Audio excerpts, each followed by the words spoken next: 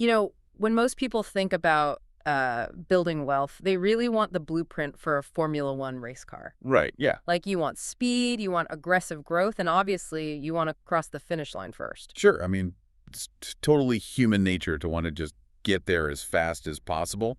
But what if the financial blueprint you're handed isn't for a race car at all? What if it's actually for an armored tank? An armored tank, that's a great way to put it. Right. It's virtually indestructible, but it's definitely not going to win the Grand Prix. And that tension is basically the heartbeat of today's deep dive into Tony Robbins' book, Money, Master the Game. Exactly. Our mission today is to critically analyze this 7-step path that promises to turn you from a consumer into an owner. Yeah, and the entire premise relies heavily on the wealth preservation secrets of the top 0.01%. Billionaires like Ray Dalio. But before we actually get to building that tank, the book sets up some serious ground rules, mostly about stopping the financial bleeding. Mainly by avoiding hidden fees. Right, because to a lot of people, a 1% management fee sounds like nothing. Just a penny on the dollar. Yeah. But, well, the book breaks down the math, and it is actually terrifying. Wait, really? How bad can 1% be? Well, it's not just that you're losing 1% of your money today. You are losing the compound interest that 1% would have earned over the next, say, 30 years. Oh, right. The snowball effect. Exactly. Because your growth snowballs, giving up just 1% every single year, can essentially eat up a massive chunk of your final nest egg. Which naturally leads to the question of who is actually charging you those fees. Yeah, the book draws a really hard line here between a standard Wall Street broker and a fiduciary. I like to think about it like buying a car. You wouldn't ask the guy working on commission if you really need the $500 rust proofing. Because, of course, he's going to say yes. Right. He's financially incentivized to sell you more product, not to protect you. A fiduciary, on the other hand, is literally legally bound to act in your best financial interest. Standard brokers aren't. They don't even have to tell you if they're getting a kickback behind the scenes for putting your money into a specific high-fee fund. It's wild. Okay, so you fired the commission salesman. You've stopped paying outrageous fees. Your money is protected. But protection doesn't actually create wealth. No, it doesn't. So where do you actually put the money to make it grow? Well, this is where we get to the core engine of the book. It's called the All Seasons Portfolio, which is adapted from Ray Dalio's all-weather strategy. Right, where Dalio looks at the economy as having basically 4 seasons. Yeah. Inflation, deflation, rising economic growth, and declining economic growth. And I guess the traditional advice for handling those ups and downs is usually a 50-50 split, right? Yeah. Like half your money in stocks, half in bonds. Which the book argues is a massive mathematical mistake. Really? Why is that? Because stocks are roughly 3 times more volatile than bonds. Yeah. They swing up and down much more violently. Okay, so they carry way more risk.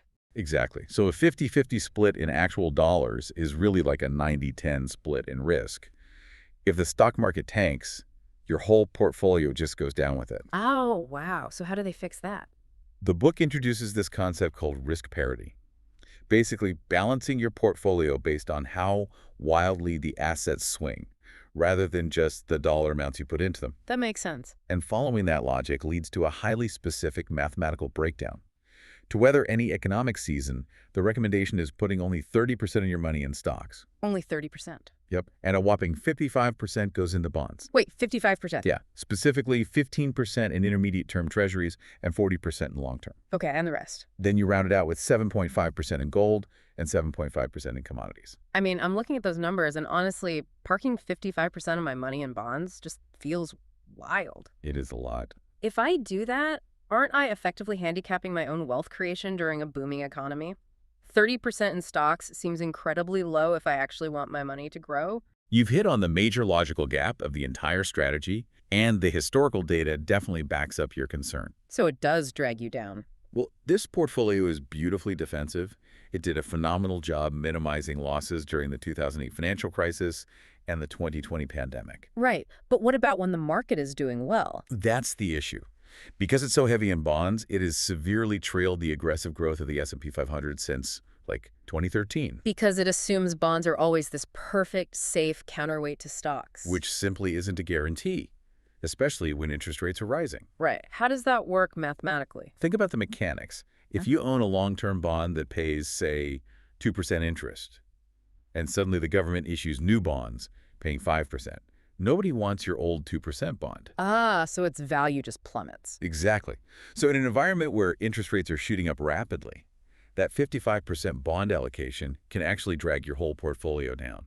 So what does this all mean for you listening? To be fair, the book is really fantastic on defensive tactics. Yeah, it definitely wakes you up to the reality of hidden fees, the actual math of asset allocation, and keeping your emotions in check when the market gets scary. Right. It truly is a phenomenal blueprint for wealth preservation. But its incredibly conservative nature means it might not be the right vehicle if your primary goal requires aggressive, compounding growth. Which brings us right back to that armor tank we talked about earlier. Exactly. It leaves you with this final provocative thought to chew on. If billionaires designed this highly specific portfolio to protect their massive, already established fortunes, is it realistically the right mathematical formula for you to build your wealth from scratch? Yeah, that's a question you really have to ask yourself.